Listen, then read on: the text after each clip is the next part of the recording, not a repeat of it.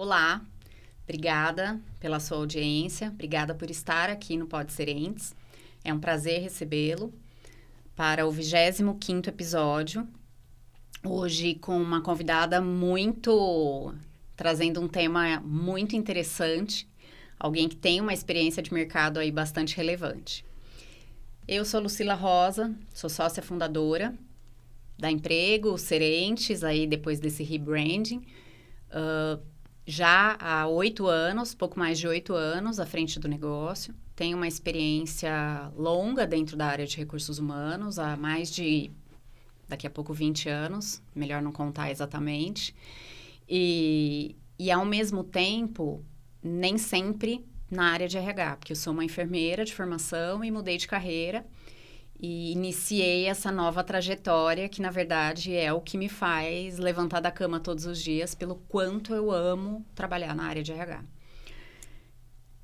O propósito desse podcast é trazer diferentes temas com diferentes convidados e dentro de uma abordagem muito interessante para que o público consiga transitar e conhecer diferentes temas, diferentes experiências e opiniões, trazendo uma aderência muito grande, alinhado a mercado de trabalho, alinhado a segmentos e boas práticas, trazendo inovação, transformação e temas muito relacionados à liderança, cultura e negócios.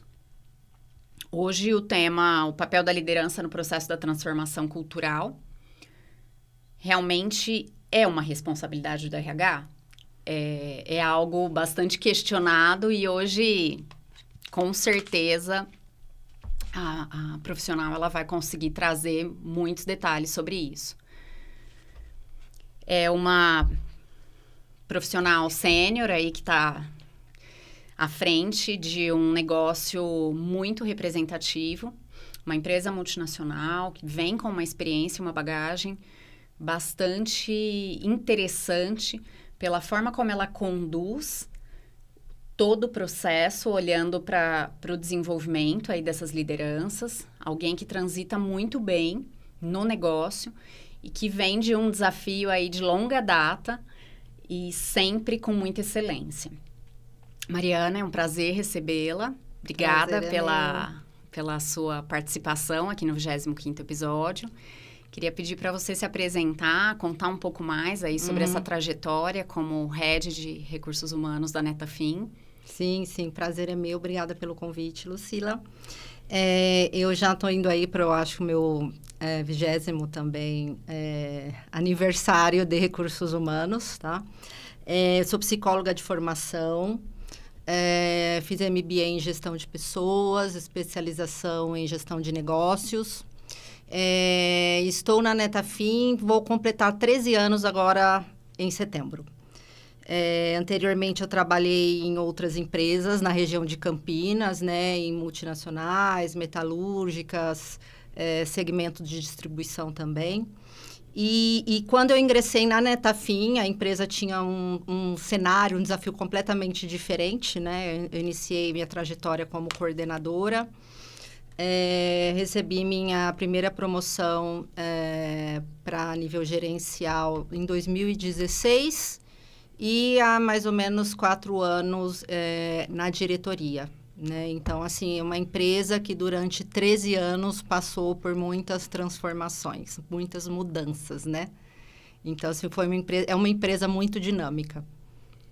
Eu acho que, assim, na minha opinião, é algo que contribui muito, né? É algo que contribui, que engaja, que me motiva bastante, né? Porque, assim, os desafios, eles vão mudando de acordo com o mercado, os desafios da empresa, a situação do negócio, o crescimento, no nosso caso. Sim, né? Sim, exponencial. Então estão sendo, né, desafios muito, assim, que estão contribuindo muito para mim como profissional e como pessoa também. Que ótimo, que ótimo. Trazer um tema que é tão relevante para alguém como você, que tem uma experiência consolidada dentro de um segmento que também é muito forte, não somente de forma regional, mas muito representativo a nível nacional, olhando o Brasil como um todo. Sim, que é o agronegócio, que é o potencial da irrigação do Sem nosso dúvida, produto. Sem dúvida. Eu gostaria trouxe aqui algumas perguntas Claro. para entender aí o seu posicionamento. Vocês aí, você à frente, Mariana, da área de recursos humanos da Netafim, vocês cresceram 3 vezes em 5 anos. Sim, triplicamos de tamanho. Sim, e dentro de um tempo muito curto. Uma velocidade muito grande. Muito curta. Uhum. E vocês escolheram aí um formato de realmente construir essa cultura internamente. Sim. Sem ajuda externa. Correto. Do ponto de vista, olhando para a questão de governança, o que te deu segurança para tomar essa decisão e realmente assumir esse desafio, que afinal de contas é um desafio gigante? É um desafio gigante, né? Não só um desafio como uma jornada longa, né? Sem dúvida. Precisamos de alguns anos aí, né? Para estar transformando essa cultura. Então, quando nós começamos a crescer muito nessa velocidade muito, muito grande, o negócio começou a sentir falta de como nós iríamos entregar a estratégia do negócio, né? Muita gente nova na empresa, muita gente entrando, os desafios mudando, nós estávamos com as estratégias muito claras de crescimento, mas estava faltando ali o como a gente entregar essa estratégia. E a cultura que a gente tinha, ela não seria, assim, digamos, tão forte para estar entregando o que a gente precisava. Então, foi aí que a gente sentiu necessidade de fazer uma transformação cultural, né, de acordo com aquele momento que nós estávamos vivendo. Então, essa transformação nós iniciamos em fevereiro do ano passado, tá? Fevereiro de 2025. E nós construímos internamente, eu falo que, assim, que o RH foi o arquiteto, né? E a liderança nos ajudou e as pessoas, nosso time nos ajudaram a construir. O porquê que eu não envolvi consultoria nesse momento? Porque, assim, eu estava muito confortável com o conhecimento que eu tenho do negócio e mesmo com o que nós precisávamos fazer. Sim. Então, assim, para mim a leitura estava muito claro o que a gente precisava fazer, para onde precisava ir. Então, como que eu fiz esse processo? Eu comecei fazendo workshops com toda a empresa, né? E nesse workshop, trabalhando muito, assim, com as pessoas, o que a Netafim tem de melhor? Quais as oportunidades que tem na Netafim? Como nós trabalhamos em grupo? Quais são os nossos desafios? Quais comportamentos vocês acham que a gente está reconhecendo?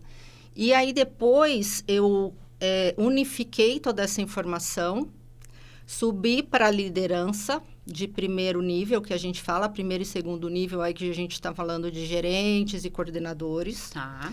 Depois, eu subi para a diretoria e depois eu subi para a CEO, né? Então, estava tudo muito conectado.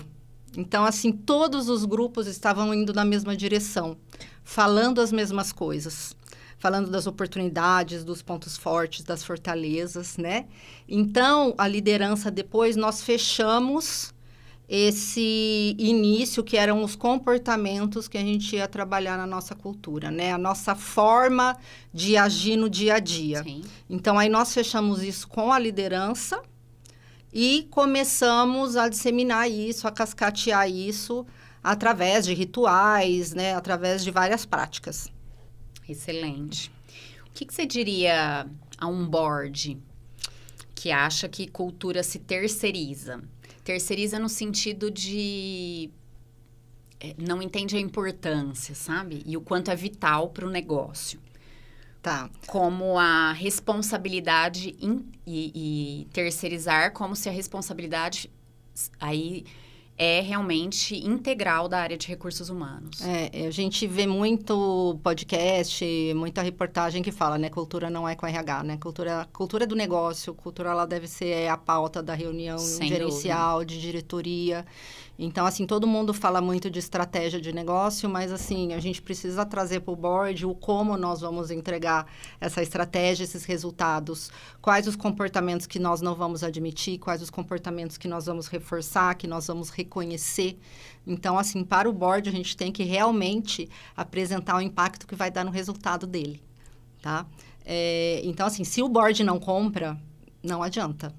Você não vai conseguir implementar uma transformação cultural em uma empresa. Porque Sim. todas as decisões tomadas pelo board, elas devem estar conectadas com a cultura da empresa, com essa nova cultura, né? Para as pessoas verem a liderança como um exemplo. Sim. Né? Sim. Tá? Então, Sem eu venderia dúvida. dessa forma, sim. E até o momento onde você, como o board, trazendo um posicionamento como a cultura como base para o negócio. E a partir daí, todas as decisões. Todas as decisões no dia a dia. Então, assim, eu falo muito assim pro board. Pessoal, quando vocês virarem as costas, se ausentarem, precisa ser um comportamento que seja automatizado. As pessoas vão continuar se comportando de acordo com a cultura, né? E o líder, ele tem uma responsabilidade gigantesca. Porque ele está, todos os dias, através das decisões dele, passando mensagem para as pessoas. Sim. E as pessoas precisam ver sentido e conexão nessa mensagem, né? Senão, por exemplo, um líder tem vamos falar de foco no cliente, por exemplo. Se o líder não está tomando no dia a dia as decisões focadas no cliente, a equipe está percebendo isso, a equipe não vai seguir essa liderança. Então, assim, é a liderança pelo exemplo. Sim. Né? Então, assim, eu acho que algo muito importante aqui, 2 pontos. A cultura não é do RH, a cultura é do negócio. E se o board não compra o projeto, não é um plano de comunicação que você vai colocar lá na parede, né? Mas se o board não comprar, não vai dar certo. Então, assim, precisa estar todo mundo muito comprado. Excelente, concordo. O board é o maestro, né? Sem então, dúvida, sem dúvida. Uma banda não vai tocar, assim, todo mundo alinhadinho sem o maestro. E precisa realmente ser o sponsor aí desse projeto, que é o que vai trazer esse engajamento necessário e vital para o negócio. Essa conexão, né? Sem entre dúvida. Discurso e prática. Sem dúvida. As rodas de conversas e os rituais viraram mecanismos de conexão com os valores corporativos. Uhum. Na prática, qual que foi o papel da liderança sênior nesse processo? Eles foram convidados ou eles foram cobrados a participar? Eles foram cobrados, certo? Porque, mas assim, foi algo muito fácil com a nossa liderança, porque todo mundo tinha uma percepção muito forte, e eles veem muito forte a importância da cultura na entrega do resultado. Então, eu não precisei vender para eles, convencê-los. Foi algo, assim, muito, né, que eu falo, muito rápido e muito fácil. Porém, o difícil é o dia a dia. Você se auto-monitorar, sem dúvida, né? Essa manutenção. Essa manutenção. Aí. Então, nós precisamos estabelecer acordos entre nós. Nós começamos desta forma. Então, assim, o que nós vamos permitir aqui, o que nós não vamos permitir. Por exemplo, eu estou contratando por competência técnica, mas você está contratando por comportamental. Eu estou desligando alguém pelo tema comportamental e você está desligando porque a pessoa... Então, assim, a gente precisa estar conectado. Né? Então, a primeira coisa que nós fizemos foram os nossos acordos e depois nós criamos os rituais. Ok. Tá?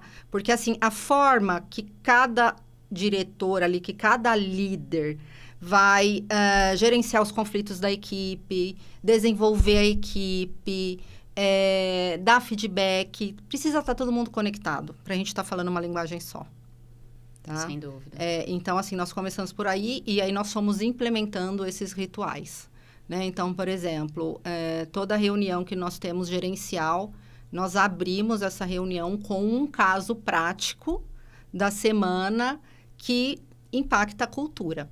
Tá. E qual foi o aprendizado que gerou isso? Como nós estamos ainda em processo de transformação. Como nós também temos programas de reconhecimento das pessoas que estão sendo mais reconhecidas de acordo com cada um dos nossos valores. Então, Olha você vai só. criando rituais para você ter a cultura no dia a dia, né? E até mesmo reconhecendo as pessoas que estão tendo um comportamento muito aderente a Sim. ela. Eles se tornam até embaixadores aí. Embaixadores da cultura, com Sim. certeza. Para o negócio, são Pro pessoas negócio, riquíssimas aí para o negócio. Riquíssimas, com certeza. E aí elas começam a ser vistas também como um exemplo, Sem né? dúvida. Porque sem aí dúvida. as pessoas com mais... Você vai começando a trabalhar as promoções, a gestão de talentos, tudo isso muito conectado aos comportamentos culturais da empresa. Excelente. Dentro do dia a dia da empresa, como que esses rituais se sustentam para que eles não virem um evento, mas sim uma rotina de gestão? Como que vocês mantêm essa estrutura aí? Com governança e disciplina. Então, assim, todo mundo tem muito claro o papel e responsabilidade e a gente tem autonomia de dar feedback para qualquer pessoa. Então, por exemplo, o diretor da área iniciou sem a reunião, qualquer pessoa pode chegar lá para ele e falar, não, nós precisamos antes fazer o compartilhamento da prática de cultura. Então, a gente vai monitorando, né, com a governança, com os papéis e responsabilidades. E agora, em março, nós fizemos uma pesquisa de clima e cultura. Então, nós fizemos como se fosse uma fotografia Sim. do como está a nossa cultura agora, onde nós precisamos ainda amadurecer, onde precisa trabalhar mais. Para poder identificar a entropia. Sim, sim. Para identificar a entropia e também para balancear ali, para a gente enxergar como um todo qual o comportamento talvez as pessoas não estão reconhecendo tanto na prática, onde eu preciso trabalhar. A gente tem uma temperatura ali, né? Então, agora nós estamos com um plano de ação com as áreas, né? Porque essa pesquisa a gente tirou ela por área e depois também tem o plano transversal, que é em como está a fotografia do negócio em si versus a fotografia que a gente quer da cultura, né? A expectativa e realidade. Sim. Então, nós estamos com muitos aí projetos, né? E vamos implementar novos rituais. Excelente. E até pensar a médio e longo prazo. A médio e longo prazo. Já começar a desenhar nossos projetos para 2027, 2028, que é o nosso plano estratégico até 2030. Né? Então, assim, qual é a cultura que a gente precisa para estar sustentando esse crescimento até 2030? Entendi. Em um crescimento de 3 vezes, de forma muito acelerada, o volume de contratação, ele pressiona qualquer processo cultural. Muito. E é um desafio gigante, né? Olhando para o negócio. Como que vocês garantiram que a cultura não fosse diluída pela velocidade do crescimento? Sim, sim. E expansão. Era um risco enorme, né? Porque era um volume de gente muito grande entrando. Então, nós precisamos... o que nós fizemos? Nós revisamos cada processo de RH, tá? E fomos incluindo a cultura. Então, por exemplo, nas entrevistas, no processo de recrutamento, nós temos todo um checklist de perguntas mais voltadas para a cultura, para os comportamentos que nós valorizamos. Então, nós temos as entrevistas por competência focada nos nossos valores. Como nós também temos no onboarding um tempo dedicado para o aculturamento, tá? Como nós temos depois todo o acompanhamento de entrevista por competência. Nós temos também rituais de sensibilização anual com essas pessoas novas, tá? E outra vez, trazendo o tema aqui do nosso podcast, o papel do líder, né? Então, assim, nós treinamos os nossos líderes para eles também estarem acompanhando essas pessoas novas, tá? Com relação a comportamento, dando feedback ali do que nós esperamos, né? Do que nós... não vamos tolerar. Eu acho que uma mudança de chave muito grande que a gente precisou fazer foi não contratar pelo conhecimento técnico, somente, né? Eu acho que a gente precisa ter um balanço entre comportamento e experiência, porque eu falo muito para eles, gente, vocês vão contratar pelo conhecimento técnico e depois desvincular, né? Vamos desligar por comportamento. Então, assim, começamos a trazer esse balanço para os processos seletivos, porque irrigação é um tema muito técnico. Sim, né? sem dúvida. Nós não encontramos mais profissionais no mercado prontos. A curva de aprendizagem, ela é longa. Então, o gestor, ele vê alguém com experiência em irrigação, aquilo vai brilhar os olhos. Então, assim, nós começamos a mudar essa chavinha, tá? Estamos fazendo isso já, então já fizemos várias contratações, aí a maioria delas todas focadas em comportamento mesmo, porque aí o técnico nós ensinamos, né? Vai ser mais fácil para esse colaborador se adaptar à cultura da empresa, ele vai trabalhar mais engajado, ele vai produzir mais. Então, nós fazemos muito esse papel, né? Alinhar as práticas de RH para a cultura e também a gestão do líder para a cultura. Então, como que esses líderes vão tomar decisões no dia a dia? Como que ele vai gerir conflitos? Duas mensagens muito fortes que um líder passa, quando ele promove e quando ele desliga alguém.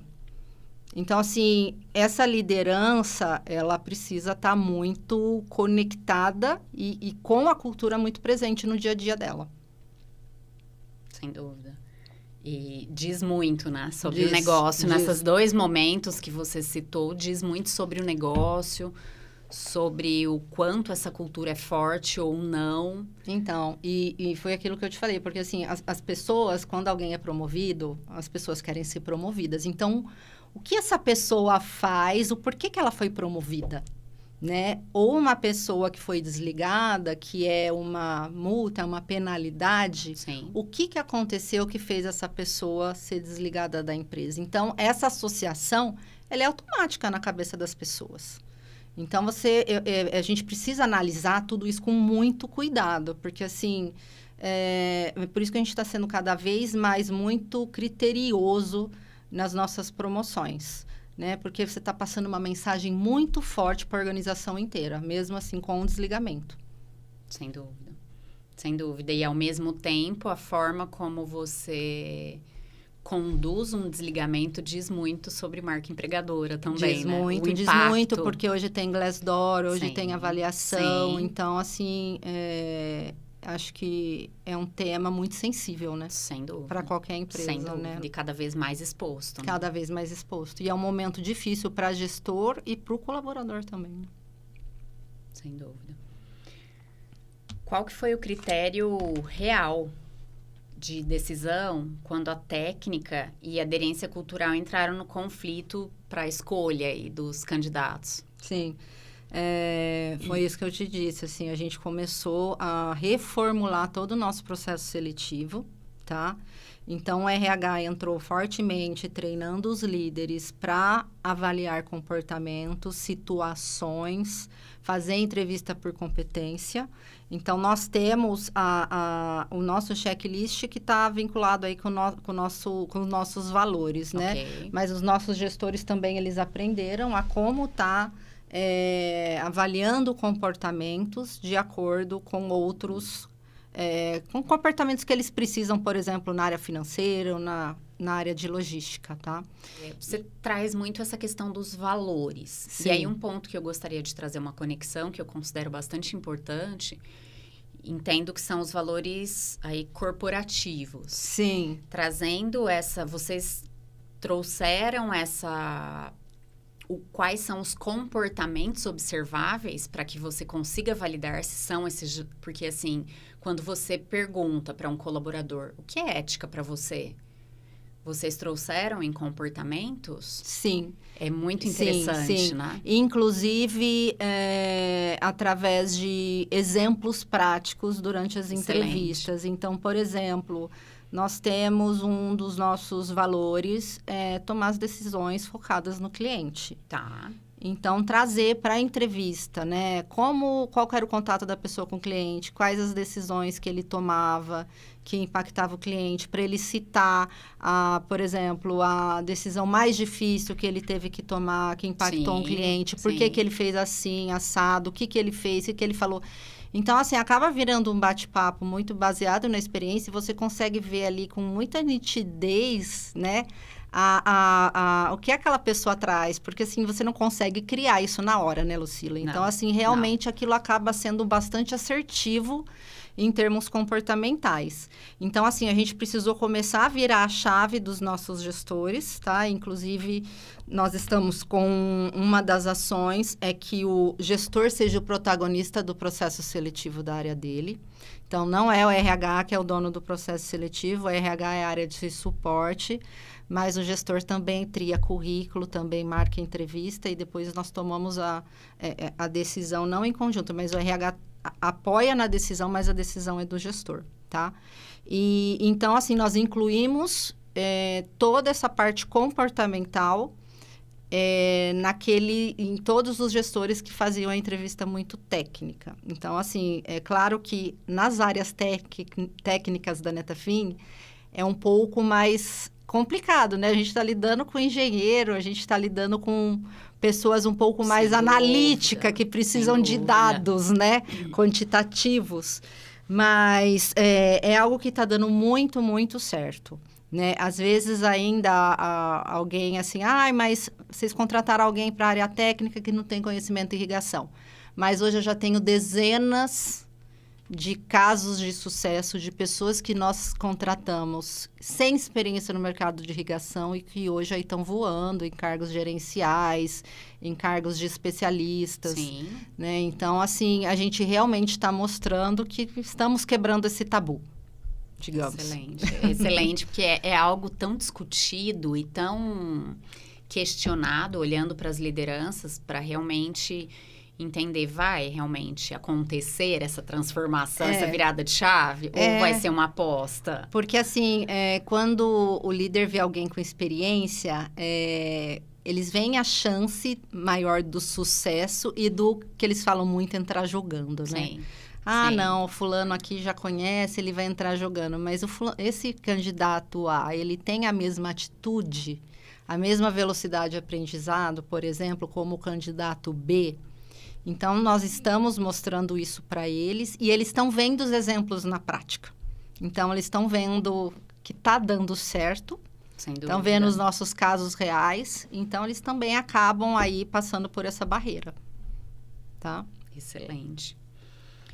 Falando de liderança, como que a Netafim hoje testa se um novo gestor contratado vai sustentar a cultura construída? Aí já nesse processo de transformação bastante acelerado, olhando para o quanto o negócio caminhou até agora nesse novo formato, mesmo rápido, olhando para uma transformação cultural, vocês conseguiram evoluir num tempo muito bom. Sim, sim.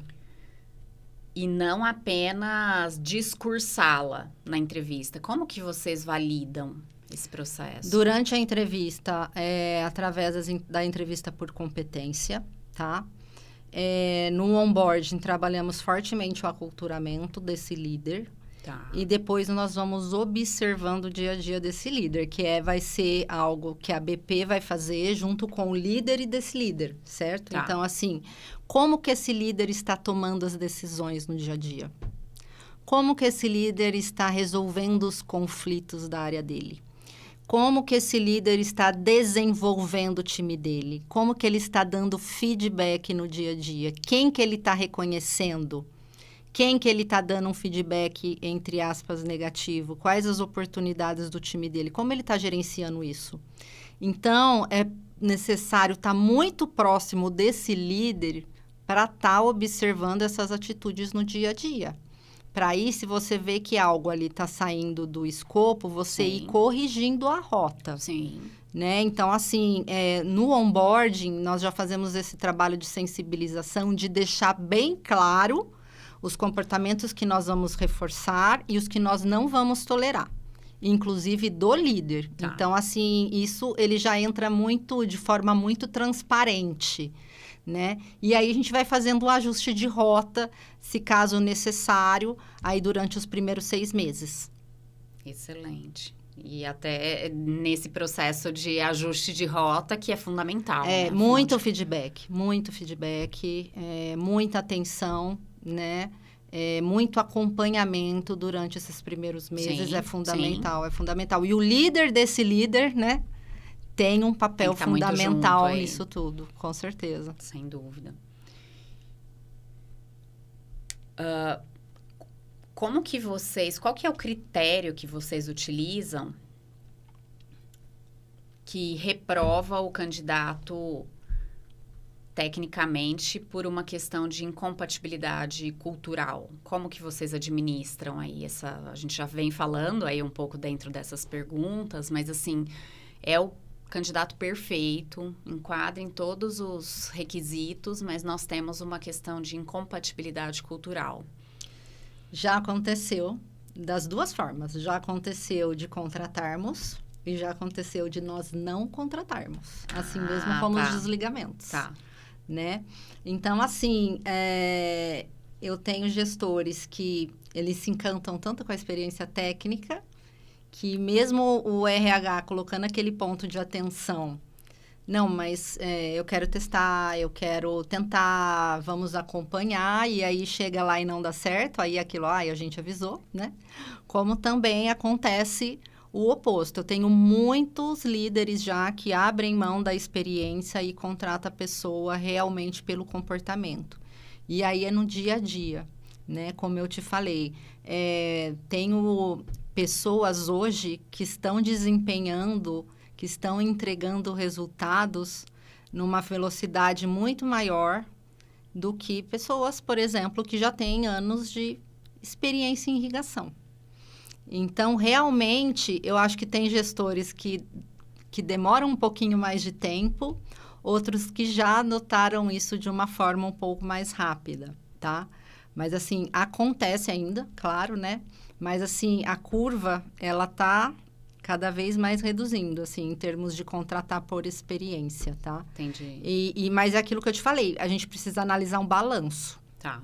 A gente precisa ter um balanço. É claro que o conhecimento técnico ele é bastante importante. Então, nas descrições de cargo, a gente foi trabalhando, reduzindo um pouco mais esse escopo técnico e aumentando um pouquinho mais da caixa das soft skills. Entendi. Tá ótimo. Tá. Olhando para esse desafio, no momento onde você entende que uma posição de liderança precisa aí de uma correção de rota, olhando para questões culturais. Que é uma decisão bem difícil, né? Sim, se alguém sim. que tem, entrega resultado, mas que é algo bem difícil para o negócio. Como que esse tipo de decisão é conduzida na Netafim? Olhando até que ponto que o RH e a liderança assume essa responsabilidade? É uma responsabilidade compartilhada ou a liderança que assume diretamente? Olha, hoje eu acho que a decisão mais difícil que um líder tem Sem dúvida. é quando ele vai desligar alguém, né? Então, assim, hoje, quando a pessoa, a gente implementou a estrutura de business partner, tá? Agora, esse ano. Então, uma das responsabilidades da BP é mapear mensalmente com os líderes as pessoas que estão em risco, né? Então, assim, as pessoas que estão ali com um sinalzinho amarelo, digamos, né? Um ponto Sinal de amarelo atenção. aí. Imediatamente, a nossa orientação é a gente criar o PIP, que é o plano individual de desenvolvimento dessa pessoa, que é um plano de metas durante os próximos 90 dias. Tá. Então, ela tem que fazer entregas, ela recebe o feedback e ela recebe metas de curto prazo para entregar nos primeiros 90 dias. Então, essa pessoa é avaliada em curto prazo, de uma forma um pouco mais, assim, ela é acompanhada mais de perto, né? Muitos casos a gente consegue reverter, outros, infelizmente, não. E já aconteceu de desligar pessoas, assim, com mais de 20 anos de casa, com mais de 15 anos de casa, com mais de 10. E, realmente, pessoas com conhecimento técnico muito sênior, né, tecnicamente falando. Sem dúvida. Porém, como a empresa foi passando por várias mudanças, isso é muito natural. Muitas vezes, as pessoas não se adaptarem nessa cultura nova, né? Eu não me adaptei, eu não estou aderente a essa cultura nova, não me sinto mais parte. Então, isso é muito comum acontecer numa empresa que está em processo de transformação. Sim. Né? Então, assim, já aconteceu, sim, de a gente precisar desligar pessoas com bastante conhecimento e a gente também desvincular porque a pessoa não está aderente à cultura, né? Ou que ela não está entregando. Mas, assim, eu acho que 80% das vezes a gente desliga por comportamento, né? E o que a gente tenta fazer na Netafim, com esse novo plano que eu falei para vocês, que é o PIP, que é o de recuperação da pessoa, é que realmente quando o desligamento acontece, essa pessoa ela não saia surpresa. Né? Eu não estava esperando. A pessoa tem que estar esperando um desligamento. Isso não pode pegar ela de surpresa. Ela já tem que ter tido feedback, ela já tem que ter sido... ela já tem que ter visto e sentido mensagens que a forma como ela estava trabalhando, como ela estava entregando, não estava aderente ao que a empresa estava esperando, né? Sem dúvida. E aí, novamente, o líder tem um papel muito grande. Então, o RH alerta, mas a decisão é do líder. O RH não obriga ninguém a desligar uma pessoa, mas às vezes... Muitas vezes a gente precisa fazer uma pressão, né? E colocar prazos para essa decisão ser tomada pelo líder. Sem dúvida. Até porque pode ser que haja aí uma procrastinação. Sim. Muitas vezes, né? Aquele líder está tão sobrecarregado, está implementando um projeto. Sim. Agora não é hora de desligar alguém, contratar, treinar a pessoa... Mas, assim, também custa muito caro você manter uma pessoa lá que não está aderente à cultura. Concordo. Esse custo vai ser muito alto. Concordo. Né? E eu falo muito qual é o recado que você passa para quem está junto. É um custo muito alto, eu falo, né? Não estou falando de dinheiro, dúvida. Mas, assim... as pessoas estão vendo aquela pessoa se comportando daquela forma e está tudo certo. Não é feito nada. Então, ela puxa a cultura para baixo, né? Ela se sente injustiçada. Aquele líder é visto como um líder injusto, sem atitude, que não está tomando decisão. Então, assim, não vale a pena o risco. Não vale. É muito alto esse custo. Um detrator de cultura gigantesco. Eu acho que é o maior custo que a empresa pode ter. Não mensuravelmente assim falando, né? Mas o impacto que ele tem no dia a dia é muito grande. Eu concordo com você. E algo que pode, sim, gerar um impacto ainda maior se não tratado dentro de um tempo hábil. Sim, com certeza. Né? Então, se, por exemplo, a gente está trabalhando cultura voltada para o cliente e nós temos uma pessoa que está trabalhando com a cultura voltada para os seus próprios resultados, né? E como que isso é visto? Sem dúvida. Algo que tem sido muito discutido no mercado é o quanto que as empresas cada vez mais se dedicam a estruturar um onboarding encantador. Nós reformulamos o nosso onboarding já várias vezes e eu acho que o ano passado foi um grande diferencial, porque o primeiro dia hoje ele é totalmente dedicado, é o mesmo treinamento para todo mundo. Tá. Né? Esse primeiro dia, ele só almoça com o gestor, mas ele fica o tempo todo com o RH. Principalmente à tarde, fica focado no aculturamento. Tá? E aí nós incluímos também plataformas, uma plataforma de treinamento interno e temos também treinamento dos nossos valores dentro da plataforma. Então, né, dicas de como a gente pode, no dia a dia, está impactando através dos nossos valores. Então, assim, você vai criando rituais e práticas em qualquer processo que o RH tiver, né? E a gente está falando daqueles temas durante assim, todo o tempo, todos os dias. E a gente está falando aí do onboarding. Como que hoje você, como head de recursos humanos, Mariana, como que vocês olham para o offboarding?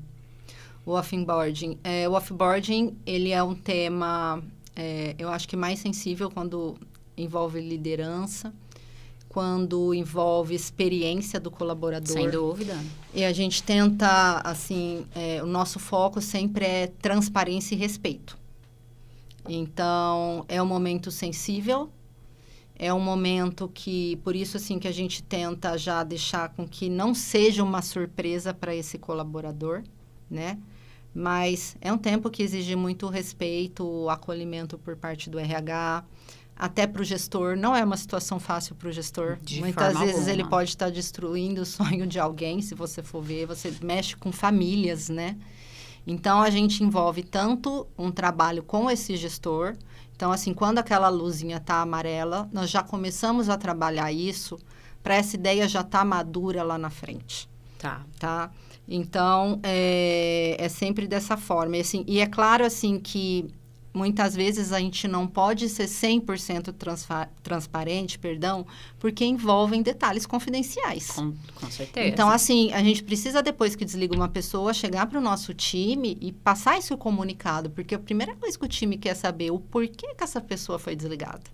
E aí, essa mensagem que eu te falei, né? Essa mensagem que vai impactar diretamente a cultura da empresa. Então, assim, essa pessoa foi desligada porque nós não toleramos esse tipo de prática que estava sendo feita, né?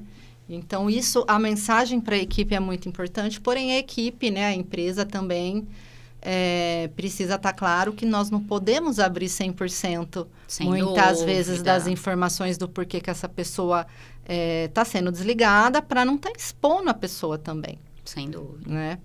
Sem dúvida. Dentro dos processos, voltando aí de desligamento, especialmente com as lideranças, como que vocês comunicam isso sem que haja quebra de confiança? Construída aí nos rituais e nas rodas de conversa. Existe algum custo cultural desse tipo de decisão que precisa ser gerenciado, olhando aí para o negócio, olhando toda a questão que você acabou de citar, até que ponto dá para ser aberto, o que houve exatamente? Ou existe uma confidencialidade, eu não posso expor esse profissional? Eu acho que, assim, a mensagem pro time precisa ser muito objetiva e assertiva. E muitas vezes, assim, quando a gente começa a trabalhar com esse colaborador, principalmente com relação a comportamento, Sim. Geralmente o time já está vivenciando aquilo, né? Então, assim, o time, é isso que eu falo, trabalhar a cultura no dia a dia, o time já sabe que aquele comportamento não é esperado. Então, isso deve ser, eu espero, que ao final dessa jornada, seja automático. Né? Então, assim, as pessoas esperam, não, essa pessoa ela não está aderente à nossa cultura, ou ela é desligada, ou ela vai para outra área, que a cultura tem um pouco mais de fit com ela. Mas, hoje, a gente tenta, assim, da forma mais transparente possível para as equipes, e sempre reforçando esse tema do comportamento. Então, assim, a falta de aderência nos nossos valores. Ok, tá ótimo. E se você pudesse dar um recado aí direto para os CEOs ou conselho de administração que ainda não vê cultura, que ainda enxerga a cultura como pauta do RH, o que você diria? Eu diria, assim, que a cultura não é do RH, que a cultura é da liderança da empresa e que convido eles, desafio eles para começar a trabalhar cultura e analisar os impactos que eles vão ter nos resultados, tá? E, consequentemente, também as pessoas trabalhando mais engajadas, entregando melhor, né? As pessoas tendo clareza de como é o trabalho na empresa, o que nós vamos reconhecer, o que nós não vamos. Então, eu acho que a empresa só tem a ganhar, porém, o tema cultural, novamente, se ele não for comprado pelo conselho, ele não vai adiantar o RH insistir. Então, assim, com certeza, começar a mostrar para o conselho que trabalhar a cultura vai impactar no como eles vão entregar a estratégia e, consequentemente, eles vão entregar mais resultado. Então, eu desafiaria o conselho impactando nos resultados deles, né? Então, assim, colocando que o projeto da cultura, trabalhando cultura, impacta no resultado. Tá ótimo. Um ponto interessante, eu sempre digo o quanto que as empresas cada vez mais precisam se atentar para esse aspecto, para esse tema, para essa base de cultura, porque você trazendo um processo contínuo, colocando energia aí nesse processo de manutenção, de transformação, rituais, para que você consiga efetivamente trazer uma cultura forte para o negócio, aderente, extremamente positivo. Mas a cultura está sendo criada mesmo sem estar sendo olhada. E isso é um risco muito grande, né, para o negócio. É um risco. E aí eu acho que esse board precisa refletir se a cultura está sendo criada propositadamente, né, de acordo com a estratégia que eles têm, ou se a cultura é uma consequência do comportamento deles no dia a dia. Então, eu acho que existe uma grande diferença aí, né? Então, o board, hoje, assim, o que a gente precisa avaliar é que o mundo está se transformando também de uma forma muito ágil, muito rápida. Então, assim, esse board que não olhar a cultura, ainda olhar muito conhecimento técnico, isso vai impactar diretamente o resultado dele. Trabalhando cultura, a gente está trabalhando com custo também, a gente está tendo mais retenção, a gente está tendo menos desligamento. Então, assim, o impacto nos resultados realmente é muito real, né? Então, assim, o como eu vou entregar a estratégia daquele conselho. E cada vez mais, olhando para a questão de marca empregadora, as empresas mais atrativas ou que tendem a ser mais atrativas são empresas que possuem uma cultura muito Sim, e no alinhada. Dia a dia, né? Porque, assim, Sem muitas dúvida. vezes a gente entrevista muito candidato que fala, ai, não era o que eu esperava. Sem dúvida. Né? No dia a dia. Então, assim, realmente a gente expõe muito nos nossos processos seletivos o nosso dia a dia na Netafim, né? Então, assim, a nossa cultura no dia a dia é uma cultura muito saudável, né? Todo mundo trabalha muito. Mas, assim, a cultura nossa de relações com as pessoas é uma cultura muito forte, né?